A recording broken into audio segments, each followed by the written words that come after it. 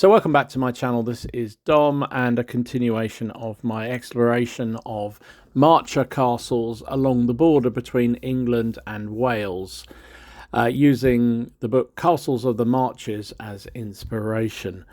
So today I'm going to take a look at what the Preservation Trust that manages this castle refer to as Britain's newest, oldest castle. This is the castle called Snodhill Castle, which is a fascinating one. And if those of you in the UK will possibly be aware of this castle through the very good BBC TV series Digging for Britain, because it's featured there. And that was actually the first time I'd heard of this castle, even though I'd been around the area many, many times. Snodhill is famed for the fact that it is believed to be one of the very first Norman castles in England to have been built with stone. Usual process for the Motte and Bailey castles that the Normans built throughout England, for that matter, and Wales, was that they started with earth and wood, and then later converted more strategically important castles into stone. That doesn't appear to have been the case with Snodhill. It appears to have been a castle that was built straight away with stone, which, as I say, is very unusual. And also why it is sort of the newest, oldest castle is the fact it's remained sort of hidden and buried in undergrowth and away from prying eyes for quite a considerable length of time, and almost forgotten about until it passed into private hands in 2016. When it was acquired in 2016 by Historic England, and work was begun to uncover it and also start to dig into the basics and understand how this castle was built and what it might have looked like. For those who aren't interested in Digging for Britain, the day after we visited, apparently the Digging for Britain team came back and were doing a follow-up story. So look out for that, I guess, sometime next year, to see what the latest is on Snodhill. So Snodhill itself is very much a ruined castle. It's in Herefordshire in England. It's about a mile south of the village of Dawston. It's a fairly inaccessible place to get to. You have to travel for about a mile or more down single track lanes, very narrow, to get to, but it's an inordinately beautiful location, and probably that remoteness is what stood it in good stead and why so much of it has yet to be discovered. There's some questions about how it was built. There's a couple of theories, both of which I think have largely been discounted now, but there was a theory that it was built in 1086 by William Fitz-Osbert, and the second one that it was built around 1127 by Roger Chandos. However, because they've been doing quite a lot of research and investigation, it's now believed that it was actually built in 1067 by William Fitz-Osborne, 1st Earl of Hereford, and was completed before his death in 1071. Now, that is inordinately early, obviously just a year after Hastings, and very much in the early stages of the Normans taking control of their new kingdom of England and Wales. So very, very early indeed. And it's also now thought that it didn't have that traditional timber phase that I talked about before, and that it was actually built straight away from stone. And it wouldn't be unexpected, because William Fitz-Osborne was known for building some of his early castles straight into stone. Chepstow was one, Monmouth was another, Clifford and Wigmore were all castles supposedly built by him and built into stone rather than initially wood, which is interesting. It was after his death in around 1071, Snodhill was granted to William Lassin, and it was part of a large amount of the border areas that were parcelled up and granted to close supporters of the Normans, basically. It was held by Lassin until his death in 1101, and then it was passed by marriage to Robert de Chandos I. The Chandos family held it until the 15th century, which is a pretty impressive length of time for to be held. In 1401, John Chandos was ordered by Henry IV to refortify the castle against the Welsh revolt of Owain Glendower. And Chandos did exactly what he was told and built a large tower in the castle's main bailey to act as a sort of second keep, and was reported to have thickened the bailey cross walls.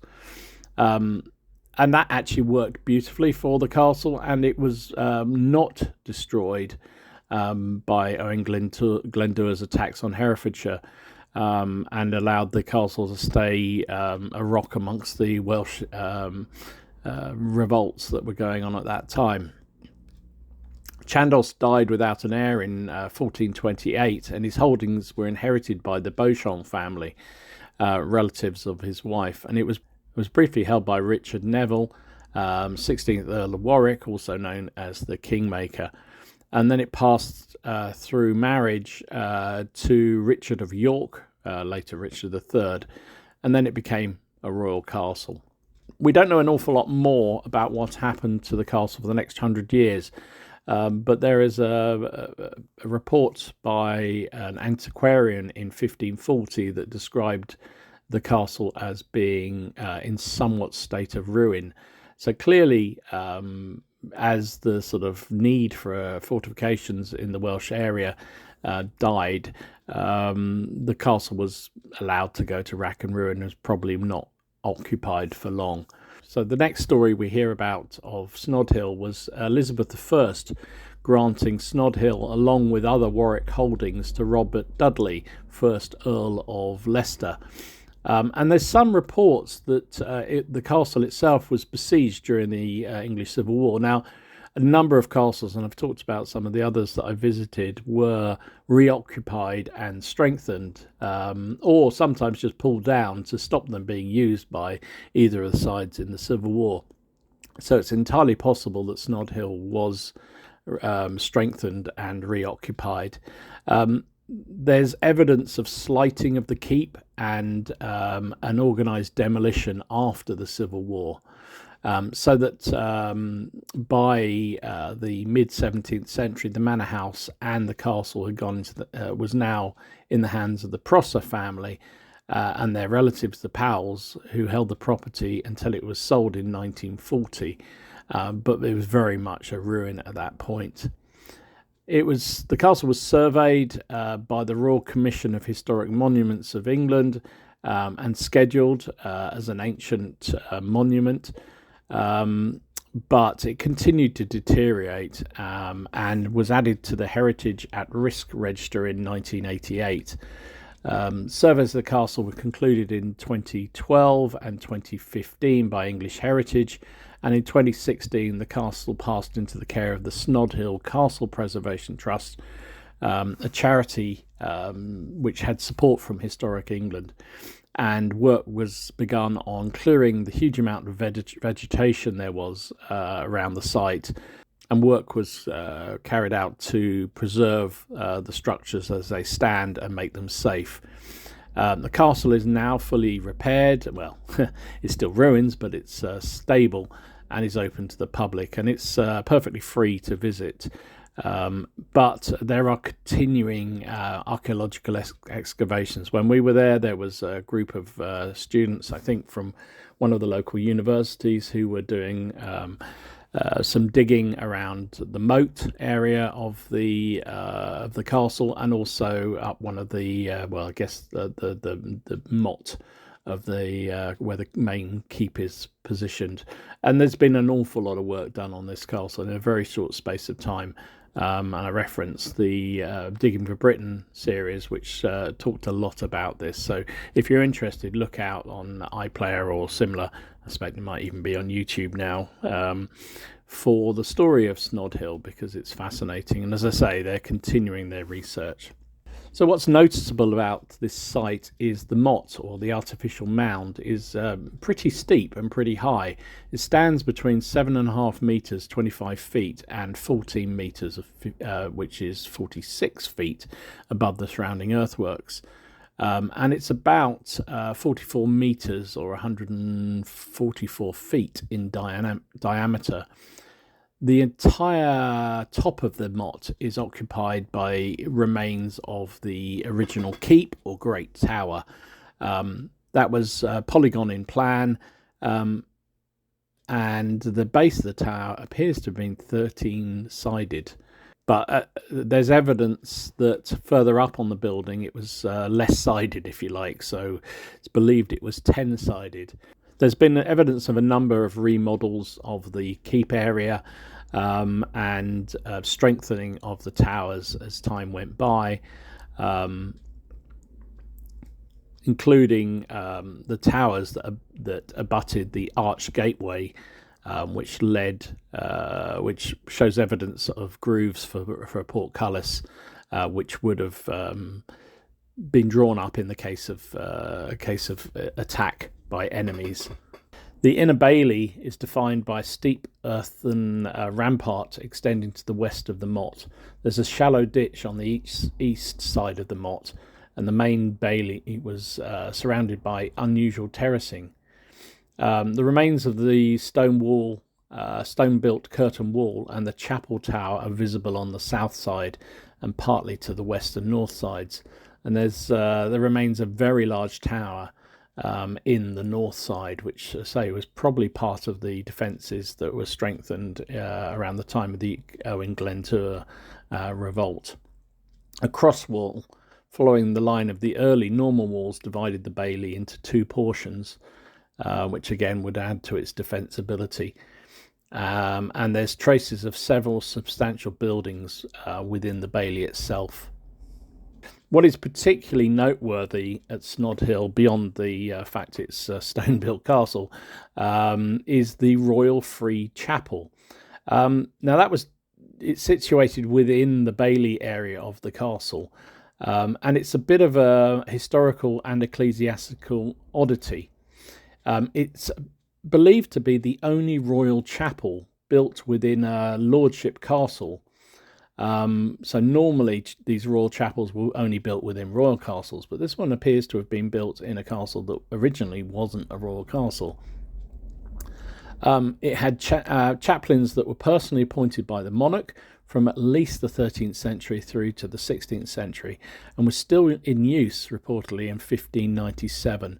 It was then demolished so comprehensively, even its site was lost for more than 400 years, and it wasn't until 2022 when archaeologists working in the castle managed to find and uncover the foundations of the chapel. As I say, more and more work is going on uncovering the history of Snodhill, and it's a very interesting castle, particularly, as I say, because so little is known about large portions of its existence. And if you happen to be in that part of Herefordshire, it's well worth a visit. But I would advise going on a dry day, because the bank up the moat and up into the castle itself is extremely steep, and therefore very slippery when it's wet. But the views from the top are pretty spectacular and well worth a visit. Anyway, I hope you enjoyed this. If you did, please like, share and subscribe, do all that good thing. If you're interested in other castles along the Marcher region, then check out my playlist here, because as I say, I'm knocking them off one by one as I work my way through the hundreds of castles along the border region between Wales and England, and thoroughly enjoying the trip too. So thanks for watching, and I'll speak to you soon. This is Dom signing out.